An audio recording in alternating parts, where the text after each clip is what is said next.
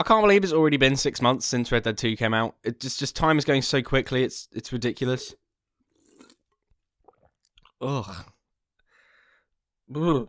For those of you who are wondering why I just did that, I found a flat beer on my windowsill, and I just had a bit. It wasn't worth it.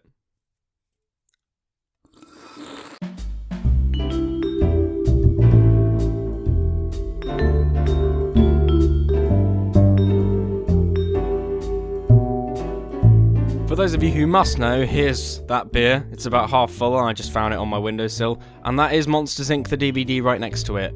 I was planning on watching it and I brought it home with me temporarily from uni and I never got round to it. So I've just got a scary Sully looking at me for most of my evenings. Yeah, I don't know either. But today, April 26th, marks a whole 6 months since Red Dead 2 came out. It's also the day that Endgame has been released. In the US at least. I watched it yesterday. Wow, that was all I will say. So yeah, 6 months. That's gone really quickly. Really quickly. Like, I was playing Red Dead 2 the other week, and I'm still not finished yet. I've been kind of busy, but I've been going through it. I'm doing pretty well, I guess, but my god, that's a game, isn't it? My god. It's incredible, and it's, it's only been 6 months, obviously, but I just want to go over how incredible it actually is, because it's such a step up from Red Dead Revolver, at least. I mean, third time's the charm, but second and third at this point. They're both charming games. Charming's an odd word, but whatever, I'll go with it. Now, the interesting part for me was, even though we sort of worked it out very early when the posters were coming out, it is a prequel. There's nothing wrong with it. I think it's a lot better because as much as John Marston was an incredible character, but there's something awfully charismatic about Arthur Morgan. His deep voice, bloody hell.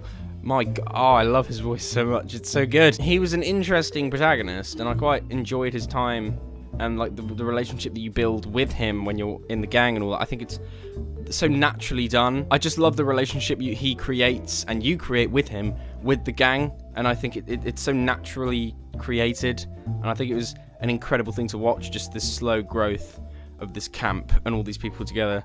And especially with Dutch van der Linde, like, there's a subtle relationship between them. They have an interesting relationship, and it sort of fluctuates throughout the game, and I think it was a very interesting one to watch. So, of course, set in 1899 in sort of the southern United States. I mean, I haven't been to the US, so I don't really know. It's just the same with Spider-Man. I don't know anything about the US. I've never been. I'm a British citizen, so I don't know if it's accurate to the US, but it looked nice, I'll give it that. And the game was, and still is, absolutely gorgeous. I think just the lighting and the world and the open world that you're in is just stunning, and the detail in the game, my god. I haven't actually seen it myself through all my time of playing, but a horse's poo, that's just incredible. I love that. I think that's a perfect detail. But the weather in it and the mud that it creates, like, the fact that the weather and the atmosphere and sort of the nature around you affects how you look. So, like, if you tackle a guy that you're, like a bounty or something, and you hit the mud just goes everywhere and you're covered in it. And like if you're hunting and you put something over you, like one of the animals or the skins, you get blood on your shoulder. And I think that's just, the level of detail in that and the realism behind it is it's just stunning. It's a stunning game. And apparently you can sit in every chair, every single one. I'm gonna have to test that. Well, that's my summer gone then. I mean, obviously the game revolves around Arthur Morgan, but the fact that it still includes like younger John Marston, I think was a really interesting touch, because you can go from playing Red Dead 2 and then go straight into Red Dead 1, and the relationship between sort of, when he's hunting down the gang in Red Dead 1, it's an interesting sort of change in relationship, and it builds throughout the game. I need to try that, actually. I should go from Red Dead 2 to Red Dead 1. That would be quite an interesting experiment. Has anyone done that? They probably have. I'll look it up. Red Dead 2 incorporated both the first and third person as well, much like the PS4 and Xbox One GTA 5s did. And I'm fine with that. I didn't really use the first person all that much because I'm much more of a, third person. But I don't know if you can be a first person or a third person.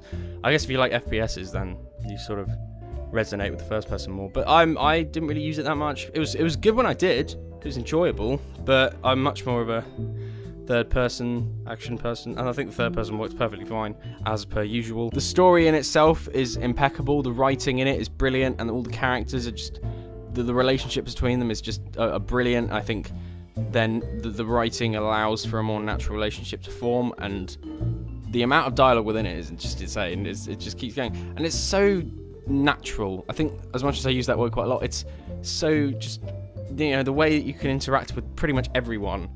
You know, it creates this environment, and it creates an atmosphere. It creates the game, basically. Gameplay-wise, the gun slinging and all that kind of stuff is just as fun as it was in the first game, and the Deadeye is always hilarious. I'm surprised they changed it up a bit in terms of how, in the first one, you just carry guns. You don't really, like, have a restriction on how many guns you carry, whereas in the second one, you can, you know, have some with your horse, but you can only take the ones that you take from your horse. You always have the handgun and the revolver, but I thought that was quite an interesting touch. It added more realism to the game. And well, the whole game is a bit more realistic with all the natural elements and stuff. But I think that was a nice touch. You had to think about what you were going to take with you. And I loved the bow. The bow was very fun. As much as the focus of the map was on the environment and the Wild West elements within it, sort of the deserts and all the big trees and sort of the forests within it as well, I liked the differences between the states. So you've got like New Hanover and Amberino and Lemony. Don't really know that one. You've also got New Austin and West Elizabeth, which returned from the first game, and I just loved the map. I loved the sort of variety of it. You had the giant snowy start, the prologue. You had it up in the mountains, and then you've got this dry desert down to the south. I just loved the sort of the fluctuation between the two, and the dynamic weather only added to that. You know, you can go from a mountain wilderness and large settlements within that, just, you know, little plantation areas and colonies, and even just go into these wide plains and dense forests and all that kind of stuff. It's just gorgeous. You know, little old me can't do the game justice. It's been praised by so many people. It's received a number of, you know, perfect scores and awards. So, you know, including the Critics' Choice Award at the 2018 Golden Joystick.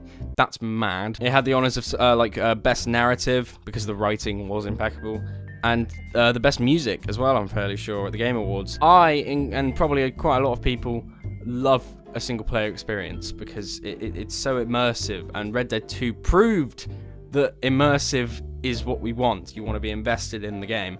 And, you know, Red Dead 2 showed that to me. I don't know if it showed it to you, but it probably did, because, you know, it's just perfect in every single way. Now I need to go and have a beer, but not a horrible one, like a good one. Or some champagne.